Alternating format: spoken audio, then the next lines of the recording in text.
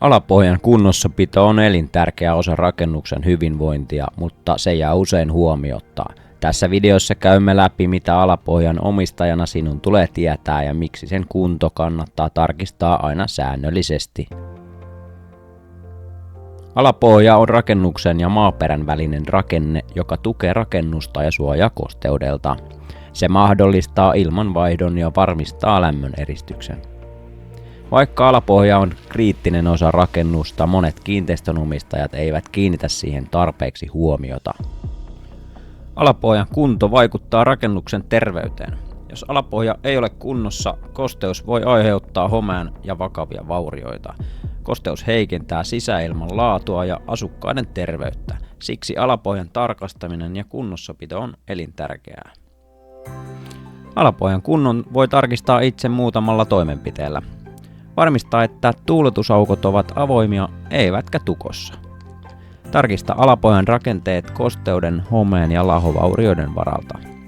Jos alapohjassa tuntuu kosteutta tai hajuja, ilmanvaihto ei toimi kunnolla. Alapohjan ilmanvaihdon huoltaminen on tärkeää eri vuoden aikoina. Talvella sulje tuuletusaukot estämään kylmän ilman pääsy alapohjaan. Keväällä ja syksyllä pidä aukot auki noin 30 päivää. Kesällä sulje aukot estämään kostean ilman pääsy alapohjaan. On yleistä, että maa-aineksista nouseva kosteus ei poistu normaalilla tuuletuksella, erityisesti kun ulkoilman lämpötila nousee ja sitoo itsensä enemmän kosteutta. Nykyisin rakennuksissa ei enää luovuteta lämpöenergiaa alapohjaan entiseen tapaan, mikä voi luoda olosuhteet kastepisteelle ja homeen kasvulle. Jos alapohjan suhteellinen ilmankosteus nousee yli 70%, se voi mahdollistaa homeen muodostumisen. Jos havaitset ongelmia alapohjassa, ota yhteyttä asiantuntijaan. He voivat arvioida tilanteen ja suositella toimenpiteitä.